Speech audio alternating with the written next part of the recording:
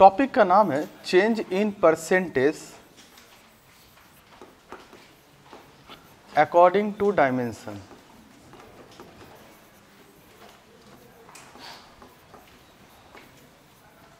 According to dimension, याद कीजिएगा ये टॉपिक शायद आप लोग पहले भी पढ़ चुके हैं। याद आ रहा है? कहाँ पढ़े हैं लोग? Very good, ratio and proportion. तब टॉपिक का नाम था change in ratio according to dimension. कुछ याद आ रहा है? ठीक है, फिर से बता दो, डायमेंशन का मतलब क्या होता है? नॉर्मल भाषा में बताऊं, डायमेंशन का मैथमेटिक्स की बात नहीं कर रहा हूं। डायमेंशन के मतलब होता है लंबाई या चौड़ाई या ऊंचाई, बस सीधी सी बात। मैं मैथमेटिक्स की बात नहीं कर रहा हूं, भले हम लोग पढ़ रहे हैं मैथमेटिक्स, नॉर्मल नजरिए से बात कर रहा हूं। डायमेंशन का मतलब हो जाएगा लंबाई, चौड़ाई और ऊंचाई, मतलब जिसमें लंबाई, चौड़ाई और ऊंचाई हो। अगर केवल लंबाई हो उसको हम लोग क्या कहेंगे? Single dimension. केवल लंबाई, जैसे एक धागा ले लो, धागा में लंबाई को छोड़कर और कुछ होगा? नहीं होगा, तो ये सिंगल डायमेंशन है। आप एक पेज ले लो, पेज में क्या होगा? लंबाई और चौड़ाई होगा। आप इस घर को ले लो, इस घर में क्या होगा? लंबाई, चौड़ाई और ऊंचाई। समझ में आया? डायमेंशन बहुत प्रकार के होते हैं, मेनली आपको 3 प्रकार के डायमेंशन को देखना है, ठीक है? यहां तक कि 4D भी आपने देखा होगा। सिंगल डायमेंशन जिसको 1D कहते हैं, डबल डायमेंशन जिसको हम लोग क्या कहते हैं? 2D कहते हैं, और ट्रिपल डायमेंशन जिसको हम लोग क्या कहते हैं? 3D।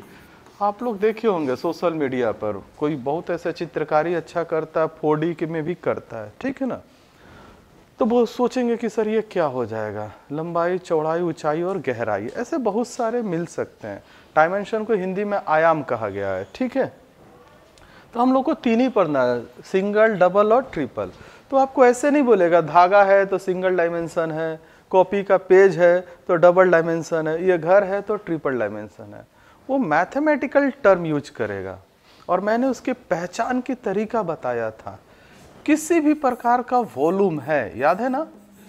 किसी भी प्रकार का वॉल्यूम यानी आयतन है तो कौन से डायमेंशन में चला जाएगा? ट्रिपल। कुछ याद आ रहा है ना? किसी भी प्रकार का volume, inner volume, outer volume, जो भी आयतन, बाहरी सतह का आयतन, भीतरी सतह का आयतन, ये सब किस में चला जाएगा? 3D में।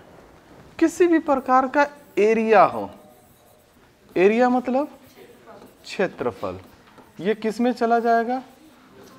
डबल, 2D में। क्लियर? बोलिए। बाहरी सतह का क्षेत्रफल, भीतरी सतह का क्षेत्रफल, ठीक है ना? वक्र तल का क्षेत्रफल, पार्श्व तल का क्षेत्रफल, जो भी बोलेगा। Total surface area, curve surface area, lateral surface area, ऐसे नाम सुने हैं लोग ना?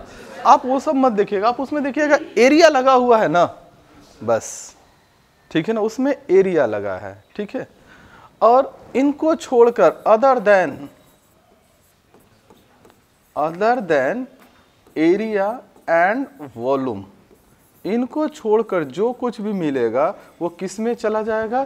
Single dimension. इनको छोड़कर जो कुछ भी होगा वो किस में चला जाएगा? Single dimension. क्लियर है? अब थोड़ा मैं कुछ टर्म्स बोलूंगा, बताएंगे वो टर्म्स किस में आएगा। जैसे मैं बोलूं कर्व्ड सरफेस एरिया, डबल। मैं बोलूं लैटरल सरफेस एरिया, मैं बोलूं डायगोनल, सिंगल। मैं बोलूं radius, diameter, single. Perimeter, external volume, triple. समझ में आया? ये सब पहचान है। क्लियर? अब बनाने का तरीका याद करो। चेंज इन रेशियो में ये सेम रहता था, यानी पावर 1। ये क्या होता था? पावर 2 हो जाता था, ये पावर 3। पहचान का तरीका बताया था, सिंगल डायमेंशन है पावर 1 कर देंगे। बनाने का तरीका, डबल डायमेंशन है पावर 2 कर देंगे, ट्रिपल डायमेंशन है पावर 3 कर देंगे। थोड़ा पीछे का रिवीजन मांग रहा है। पीछे का रिवीजन कीजिए लोग, ठीक है ना। बहुत ऐसे स्टूडेंट्स को मैं देखता हूं ना कि जैसे एक चैप्टर हो गया रेशियो एंड प्रोपोर्शन, दूसरा चैप्टर हो गया, अब उसके बाद प्रैक्टिस पेपर सॉल्व करते हैं, अच्छी बात है, लेकिन पीछे का रिवीजन खो देते हैं। प्रैक्टिस पेपर बाद में सॉल्व कीजिए, पहले पीछे का रिवीजन, इतना रिवीजन हो कि कभी भी किसी भी वक्त आपको कोई सवाल दे आप बना सकते हैं। वो चैप्टर आप पढ़ चुके हैं, वो सवाल अगर नया सवाल दे तो सोचना पड़ जाए चलेगा, लेकिन वो सवाल जो आप पढ़ चुके हैं वो बना सकते हैं। समझ में आया? चले आते इसमें क्या होगा। इसमें क्या होगा कि आपको परसेंटेज दे देगा, ठीक है ना, जो गिवन परसेंटेज है, जैसे उसमें गिवन रेशियो था ना, तो इसमें क्या देगा, गिवन परसेंटेज देगा, ठीक है। उसके अनुसार ये परसेंटेज को बढ़ाया जाएगा तो इसका रिजल्ट क्या होगा, घटाया जाएगा तो इस पर रिजल्ट क्या होगा। तो उसी प्रकार से यहाँ पर क्या हो जाएगा, ये परसेंटेज क्या हो जाएगा, सेम। सेम कहने का मतलब जिस अनुपात में इंक्रीज होगा तो ये भी उसी तरह से इंक्रीज होगा, और जिस तरह से परसेंटेज ये बढ़ेगा उसी तरह से इसका भी परसेंटेज बढ़ेगा, और जिस तरह से घटेगा उसी तरह से इसका भी घटेगा। आ रहा हूं धीरे धीरे। इसमें क्या होगा, ये चेंजेस बदलेगा as per double variable rule. याद है डबल वेरिएबल रूल क्या होता है, फार्मूला? डबल वेरिएबल रूल क्या है, x plus y plus x y by 100। ये आपके जब तक पढ़ाई कीजिएगा कॉम्पिटिटिव एग्जामिनेशन तब तक चलने वाला है। इस फार्मूला से आप दरकिनार नहीं हो सकते हैं। और ये बदलेगा changes as per triple variable rule. Triple मैंने नहीं पढ़ाया है और आज पढ़ाने वाला हूँ, ट्रिपल वेरिएबल रूल। एक्चुअली इसका भी एक फार्मूला होता है, ठीक है, मैं दूसरे तरीके से पढ़ाऊंगा। तो आपके सामने छोटा सा एक चीज आया कि सबसे पहले पहचान आई कि कैसे पहचानेंगे सिंगल डायमेंशन है, डबल है और ट्रिपल। सबसे आसान तरीका बता दिया, किसी भी प्रकार का वॉल्यूम हो तो ट्रिपल हो जाएगा, किसी भी प्रकार का एरिया है तो डबल हो जाएगा, और इन छोड़कर जो कुछ भी, ठीक है ना, जो कुछ भी बच जा रहा है वो क्या हो जाएगा, सिंगल। इसमें क्या होगा, दिया हुआ एक परसेंटेज रहेगा सम में परसेंटेज बढ़ेगा तो यहाँ भी रिजल्ट क्या होगा, बढ़ेगा, उसी अनुपात में बढ़ेगा, उसी हिस्से में बढ़ेगा। अगर ये घटेगा तो क्या करेगा, उसी तरह से घटेगा। इसलिए इसको क्या बोले, सेम। परसेंटेज में थोड़ा भी बदलाव नहीं आएगा, इंक्रीज है तो इंक्रीज होगा, डिक्रीज है तो डिक्रीज, लेकिन ये बदलेगा। कैसे बदलेगा, डबल वेरिएबल रूल के अनुसार ये बदलेगा। ये कैसे बदलेगा, ट्रिपल वेरिएबल रूल। अब सवाल पे आए, एक दो सवाल को ध्यान से देख लेना, सब बनेगा।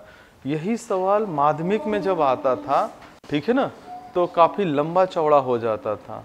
तो माध्यमिक में ये प्रोसेस अलाउ नहीं है, लेकिन आप ये प्रोसेस कर सकते हैं, ठीक है। देखो पहला सवाल क्या है, the sides of A square is increase by 30%। देखिए यहाँ पर क्या दिया है, स्क्वायर। स्क्वायर के जगह पर आपको रोम्बस दे दे, रेक्टेंगल दे दे, पैरेललोग्राम दे दे, सिलेंडर दे दे, कोन दे दे, जो कुछ देना है देने दीजिए। आपको उससे डरने की आवश्यकता नहीं है। कितना प्रतिशत बढ़ रहा है, 30%, ठीक है ना। वो 300 क्यों ना दे दे। By how much percent does its, 1 number diagonal, 2 number perimeter और 3 नंबर एरिया, ठीक है ना। तो सबसे पहले देखो गिवन परसेंटेज क्या है, ध्यान रखिएगा 30। अच्छा, इस परसेंटेज में क्या है, इंक्रीज है कि डिक्रीज है, इंक्रीज है। यानी बोल रहा है कि एक स्क्वायर है उसका साइड 30% बढ़ा दिया जाएगा। कोई डायग्राम बनाने की आवश्यकता नहीं है, ठीक है ना, सीधे आंसर लिखेंगे। डायगोनल कौन सा वेरिएबल है, सिंगल है, तो इसका रिजल्ट क्या आएगा, सेम। सेम कहने का मतलब 30%। अच्छा, ये सिंबल समझ में आ जा रहा है, इंक्रीज। डाउन एरो रहता तो डिक्रीज। आंसर हो गया। कुछ नहीं करना है, कोई स्क्वायर के डायगोनल का फार्मूला नहीं रखना है। फिर बोल रहा हूँ कि जब मेंसुरेशन पढ़िएगा तो ये सब सवाल आना ही आना है, तब मैं नहीं बताऊंगा क्योंकि परसेंटेज से जुड़ा था, अभी बता दिया हूँ, ध्यान दीजिएगा। हो गया। एक सवाल बन गया कि अगर किसी स्क्वायर का साइड आप 30% बढ़ा दिए तो उसका डायगोनल कितना परसेंट बढ़ेगा, 30। अगर घटा दिए तो डायगोनल भी उतना ही घटेगा। आप कैलकुलेशन करते रहो, ये गलत नहीं होगा, ठीक है। दूसरी बात, पेरीमीटर कौन सा डायमेंशन है? सिंगल। क्या होगा? सेम। सेम का मतलब 30% इंक्रीज। सेम मत बोलो, ऐसा लग रहा पार्लियामेंट में नहीं बोलता है लो सेम सेम सेम, मतलब शर्म करो। आप बोल रहे हैं ये वाला सेम, लेकिन पार्लियामेंट वाला सेम ये वाला नजर आ जा रहा है। दोनों में अंतर समझ में आ रहा है ना? बोलिए। इस सेम का मतलब समान, ठीक है ना? नहीं आप बोलो, सेम बोलो, कोई बात नहीं है। और इस सेम का मतलब शर्म करो, शर्मिंदगी, ठीक है। अरे को हिंदी में सेम होता है, ठीक है ना, सब्जी वाला। हाँ, आगे बढ़ते हैं। एरिया, एरिया कौन सा डायमेंशन है? डबल। डबल का फॉर्मूला परसेंटेज इफेक्ट याद है ना, x plus y plus x y by 100। आप बोलोगे सर इसमें तो एक ही टर्म है, दो टर्म क्या लूँ? आप दोनों को x ले लेना, एक को x ले लेना, एक को y। x भी 30 होगा, y भी 30 होगा। अगर ट्रिपल वेरिएबल आएगा तो z आ जाएगा, वो भी क्या होगा? 30 होगा। समझ में आया? अब देखना इसका मैजिक, ये 30 होगा, ये भी कितना होगा? 30 होगा, और 30 गुने 30 बटा 100, ये कट जाएगा, कितना हो जाएगा? 69%। ये जरूर देखना, इंक्रीज उसका एरिया 69% बढ़ जाएगा। अब देखो एक चीज बाकी रह गया, ट्रिपल वेरिएबल। हाँ, तो पहले जो डबल वेरिएबल तक वो बना लो। ये सब क्या एकदम सिंपल सा ऐसा निचोड़ निकाला गया है ना ट्रिक, कि कभी फेल नहीं होगा।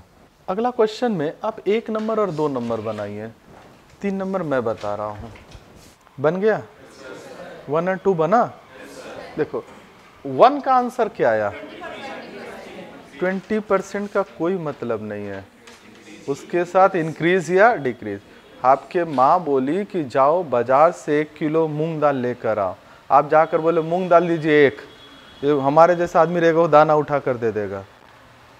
बोलना पड़ेगा उसके साथ, क्योंकि एग्जाम में जानते हैं क्या रहेगा? इंक्रीज भी रहेगा और डिक्रीज भी ऑप्शन में रहेगा। आप असाइनमेंट में देखिएगा।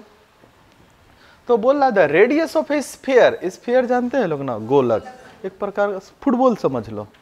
फुटबॉल एक स्फीयर का एग्जांपल। हमारे पृथ्वी लगभग एक स्फीयर है, उसका रेडियस, रेडियस की जगह डायमीटर भी बोलता है, कुछ बोलता है, बोलने दीजिए। Increased by 20%। Bye how much percent does its diameter? तो कुछ लोग ये सोचते हैं कि रेडियस का डायमीटर क्या होता है? डबल होता है। तो इसको भी क्या कर देगा? 20 का डबल क्या कर देगा? 40 ऑप्शन में रहेगा।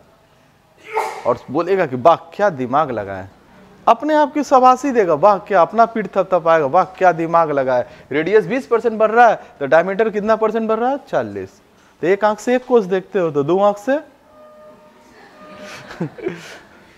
डायमीटर कितना परसेंट बढ़ेगा?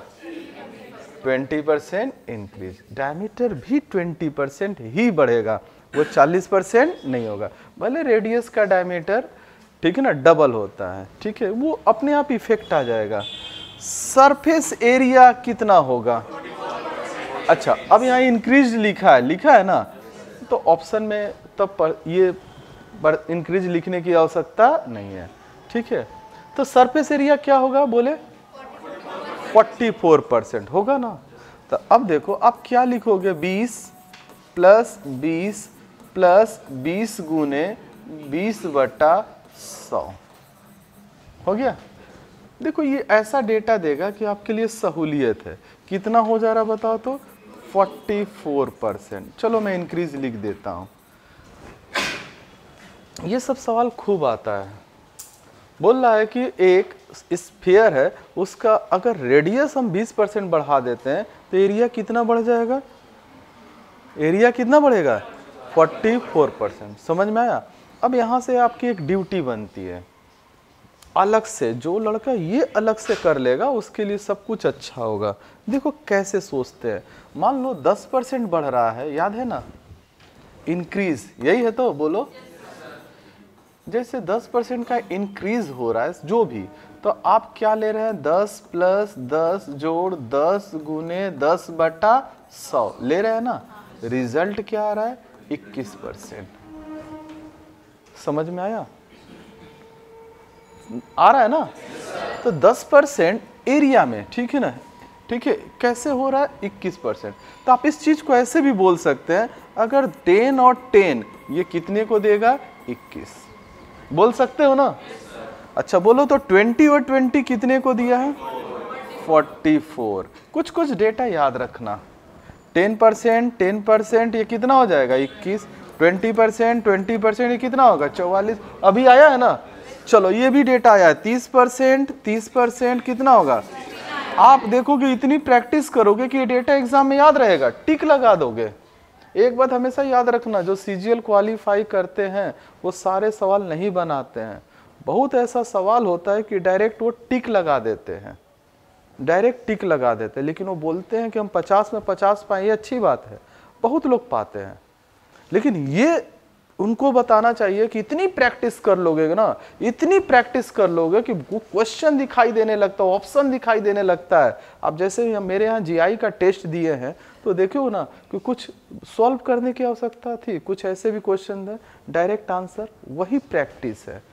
तो ये पहले से कर जाओ। जैसे 40% बताओ तो क्या हो सकता है? 40 और 40 80 और 4 चौका 16, 96%।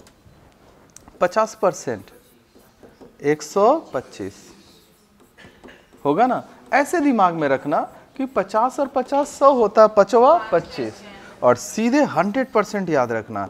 कोई बताओ जल्दी से। 200 माई 300, 100 और 100 तो 200 हो गया। 100 गुने 100 बटा 100, 100 कट जाएगा, कितना हो जाएगा? 300।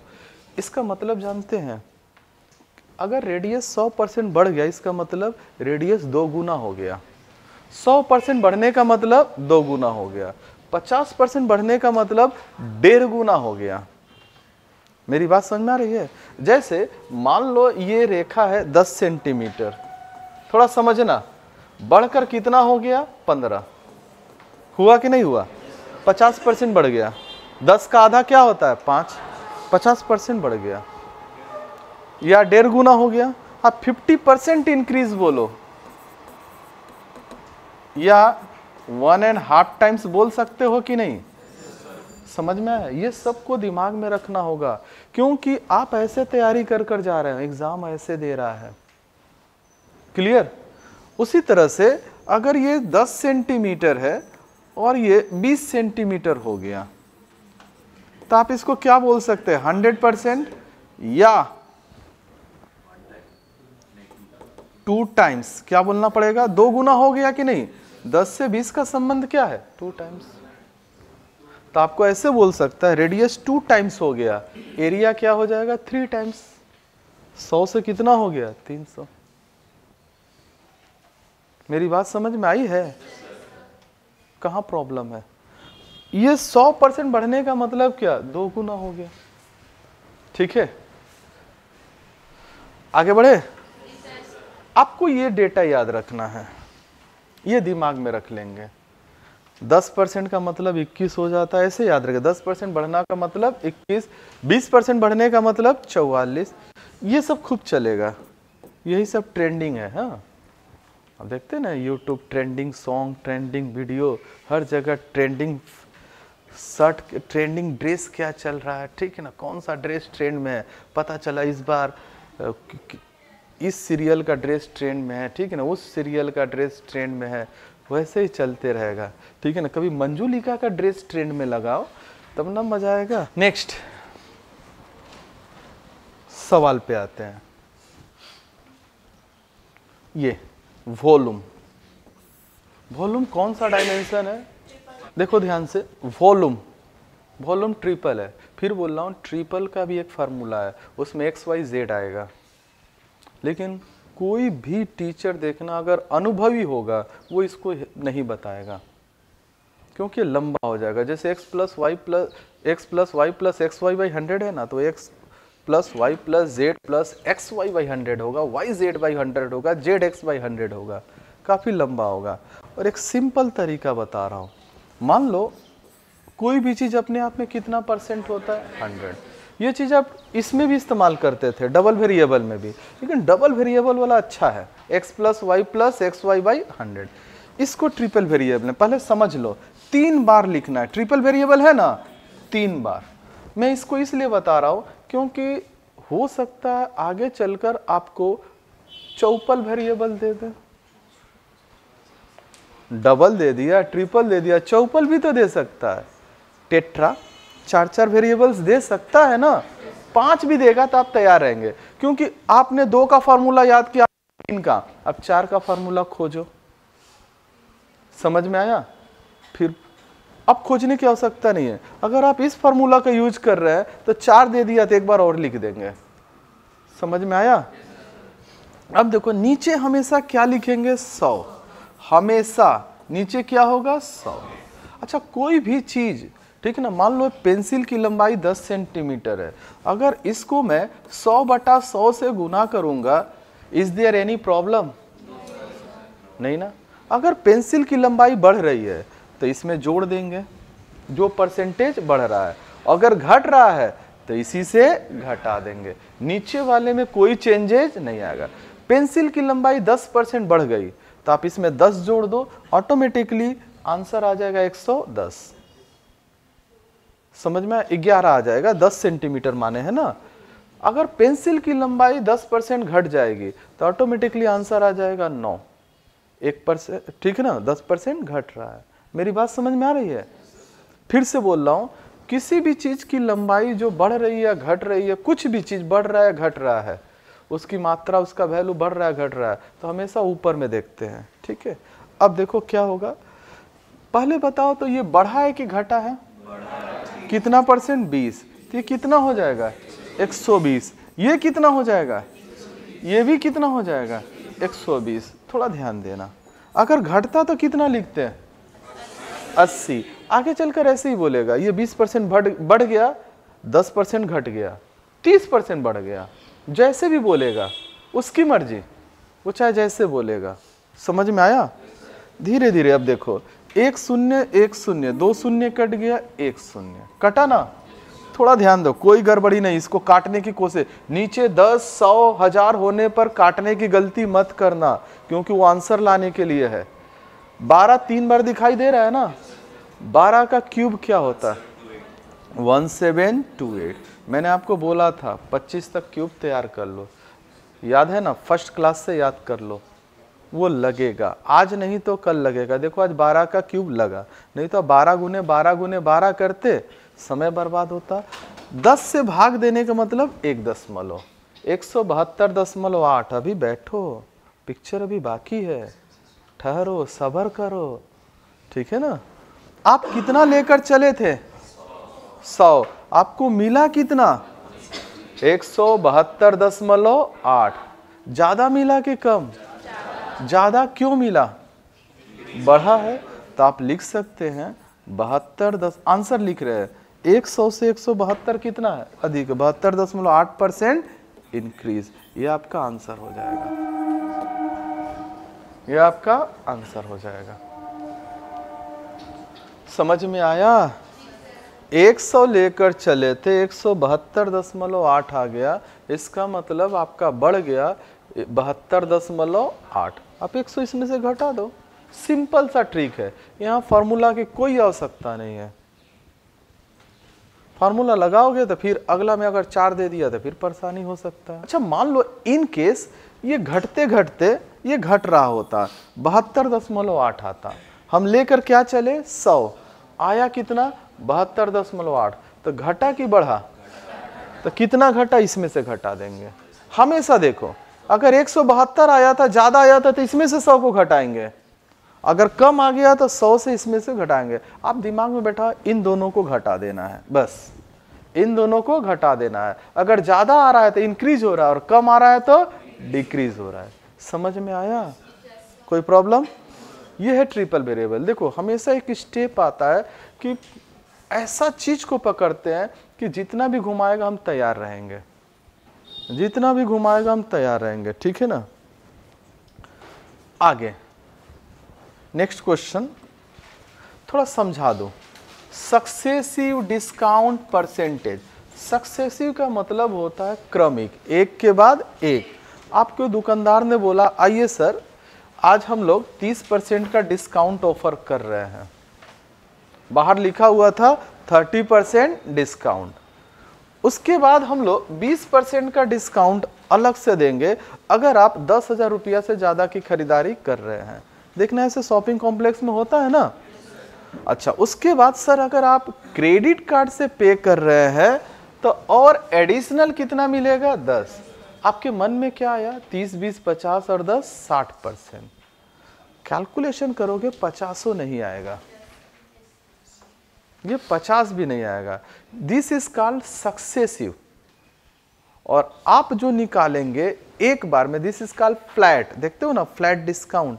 तो बोला है कि is equivalent to what? Single discount percentage. यही जो सिंगल है इसी को क्या कहेंगे? Flat discount percentage. देखते हो ना, फ्लैट डिस्काउंट का मतलब ही नहीं कि फ्लैट का डिस्काउंट हो रहा है। फ्लैट डिस्काउंट मतलब एक बार में कितना मिलेगा। आप कैलकुलेशन करोगे एक बार में। आप दुकानदार को बोलो ना कि आप दे कितना रहे हो, आप तो दिखा रहे हो 30, 20, 50 और 10 60, आप दिखा रहे हो 60 है। क्या 60 आप दे रहे हो? चकरा जाएगा, चकरा जाएगा, ठीक है ना। तब बना सकते हो। डिस्काउंट बिजनेस के लिए क्या होता है? लॉस। तो लॉस को क्या करेंगे? माइनस, घटा देंगे। कोशिश करो तो बना। देखो एक बार और देखो, एक बात याद रखना, ये सबसे ज्यादा पूछा जाने वाला सवाल है और इसकी खासियत क्या है? देखो क्या होगा, कभी 30, कभी 20, कभी 10। अच्छा, इसको यहां उठाकर रख दे, इसको यहां उठाकर कहीं भी रख देंगे, रिजल्ट क्या रहेगा? सेम। लेकिन आप घर में आजकल देखोगे उल्टा पुल्टा पूछ रहा है। घर में प्रैक्टिस करना पड़ेगा। एग्जाम में देखोगे उल्टा पुल्टा पूछ रहा है। उल्टा पुल्टा का मतलब क्या? 13%, 14%, 15%। तो इसके लिए आपका गुना भाग ये सब बहुत अच्छा होना चाहिए, बहुत अच्छा होना चाहिए, नहीं तो फिर फंस जाओगे। मान लो मेरे पास किसी सामान की कीमत कितने रुपए थी? 100 रुपए थी। उसमें क्या होगा, मुझे 3 बार डिस्काउंट मिल रहा है। 3 के जगह वो 4 बार भी डिस्काउंट दे सकता है, 5 बार भी दे सकता है। याद रखिएगा, क्योंकि जहां पेपर सेटर देखता है कि ट्रेंड पे चल रहे हैं लोग, वो ट्रेंड को तोड़ देता है। नीचे हमेशा कितना है? 100। हमेशा क्या है? 100। ऊपर में क्या लिखेंगे? पहले 30% का डिस्काउंट, तो 100 में से 30 गया, बाद में 20 का डिस्काउंट 80, बाद में 10 का डिस्काउंट 90। अच्छा, अगर 10 पहले देता तो 90 यहां हो जाता, रिजल्ट तो सेम आता ना। अब देखो ये 100 से 100 काट देंगे, ठीक है। अब 1 0 1 0 कितना हो गया? 2 हो गया। तो भूल कर भी इस 10 को नहीं काटेंगे, ठीक है ना, नहीं तो फिर फंस जाओगे। क्या करोगे? 7 8 56, 56 गुने 9 504, 504 बटा 10 50.4। यानी जिस सामान की कीमत 100 रुपए थी उसके लिए आपको पे कितना करना पड़ रहा है? 50 रुपया 40 पैसा है। 4 का मतलब क्या होता है? 40, ठीक है ना। अगर 4 पैसा बोलना है तो ये है 50 रुपया 4 पैसा। हम इसके बाद में एक शून्य खुद से बैठा सकते हैं ना, ठीक है। तो ये 50 रुपया 40 पैसा पे करना पड़ रहा है। इसलिए सिंगल डिस्काउंट कितना हो जाएगा? हमेशा आपको घटाना है।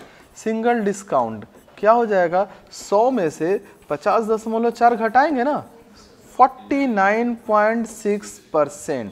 इसी को कहेंगे फ्लैट डिस्काउंट। यानी अभी भी 50% में 0.4% की कमी है। अभी वो 50% नहीं दिखाया और जो शो कर रहा है 60%। कई बार ऐसे भी हो सकता है, आपको दुकानदार ऐसे बोलेंगे, सर आपको 50% डिस्काउंट देना है, तो मैं ऐसे करता हूँ 20 20 और 10 दे देता हूँ, या 25 25 कर 2 बार दे देता हूँ। कभी मत बोलना हाँ, फंस जाओगे, क्योंकि डिस्काउंट का परसेंटेज क्या हो जाएगा? कम हो जाएगा। क्यों? ये जैसे देगा ना वो सक्सेसिव। डिस्काउंट देने के बाद जो पैसा बचेगा उस पर देगा। डिस्काउंट देने के बाद जो पैसा बचेगा उस पर देगा। वो कैसे किया था ये देखो, 100 रुपये का सामान था, 30 रुपये का डिस्काउंट दिया, कितना बचा? 70। अब 100 के ऊपर 20 नहीं देगा, 70 के ऊपर देगा। 70 के ऊपर 20 कितना होता है? 14। कितना बच गया 56। अब 56 के ऊपर कितना देगा 10, 5.6 कितना हो जाएगा 51.6, 51.4, ठीक है ना। ये 56 देखो तो 50.4 देखो तो 50.4 था ना, इसको कहते हैं सक्सेसिव। आप उसको बोलो एक काम करो ना, 30, 20, 50 और 10 कितना हो गया 60, 100 के ऊपर 60 दे दो तो आपको पे कितना पढ़ना पड़ता है 40। अभी कितना पे करना पड़ रहा है 50.4। सब घुमाव फिराव है, सब इतना अच्छा से आपको लूट लेगा कि आपको पता भी नहीं चलेगा, ठीक है ना। नेक्स्ट इसको बनाइए तो थोड़ा बना। देखो एक ही सवाल को थोड़ा सा आगे बढ़ा दिया।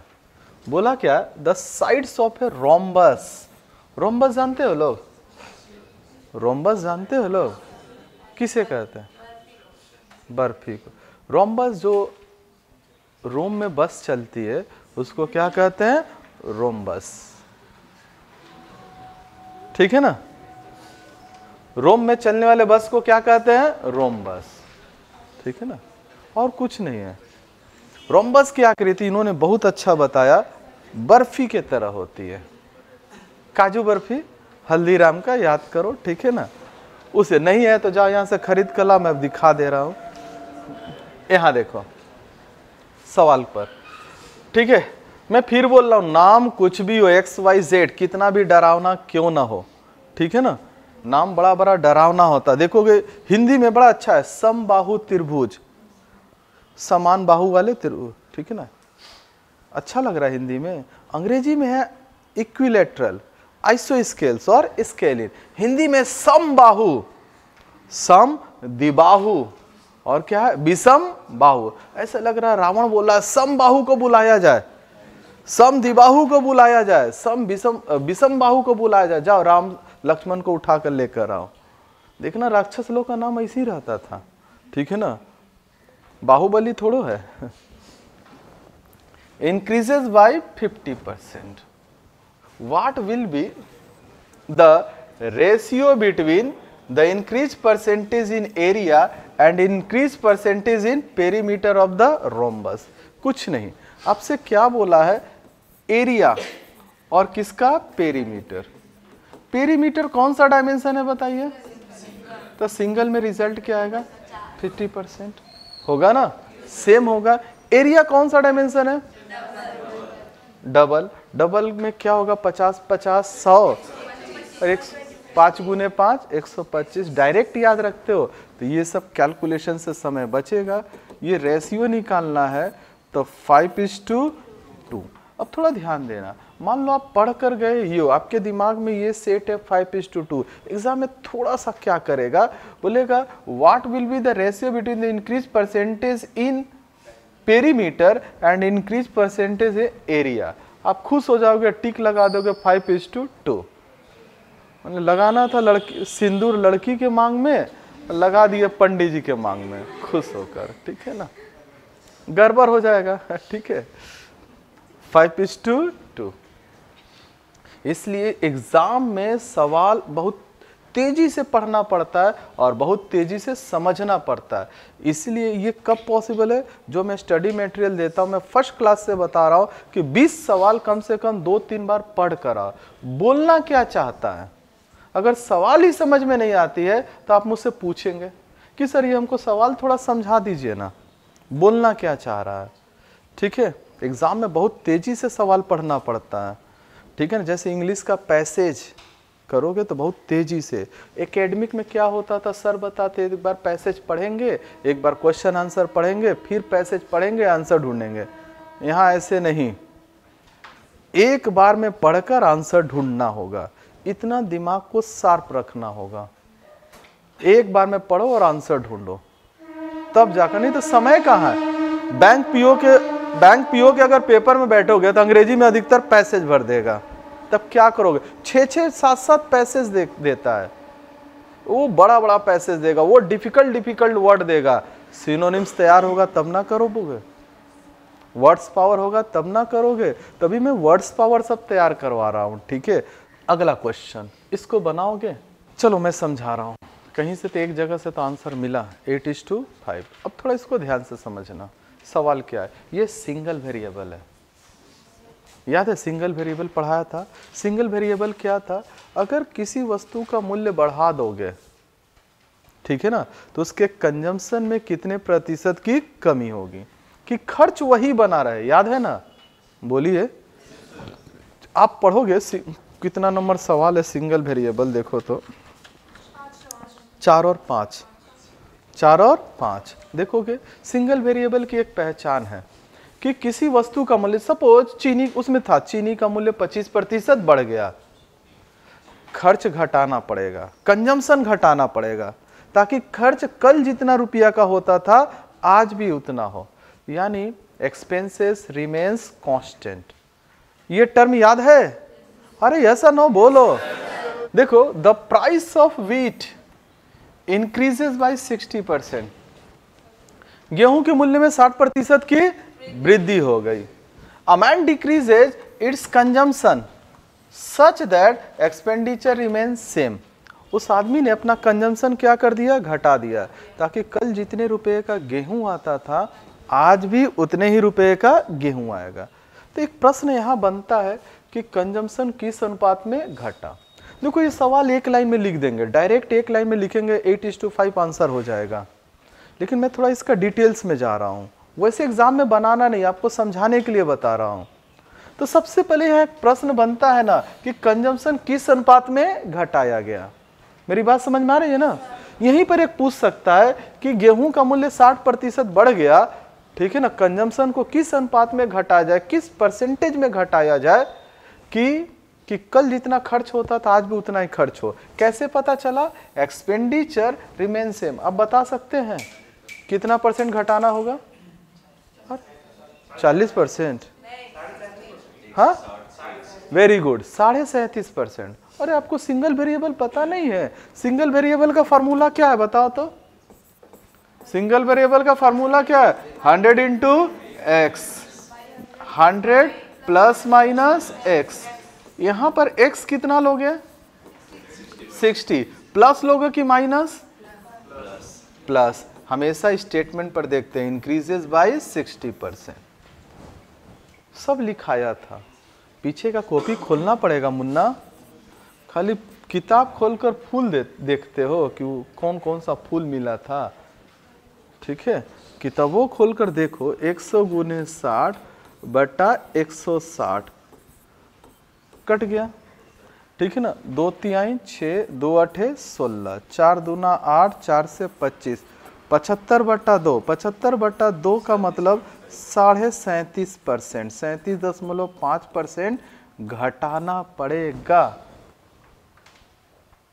मैं फिर बोल रहा हूँ, सवाल एक लाइन का है, लेकिन मैं इतना क्या बता रहा हूँ, थोड़ा कुछ याद दिलाना चाह रहा हूँ कि अगर गेहूं के मूल्य में 60% की वृद्धि हो जा रही है तो उसके कंजम्पशन को कितना प्रतिशत घटाना होगा? 37.5%।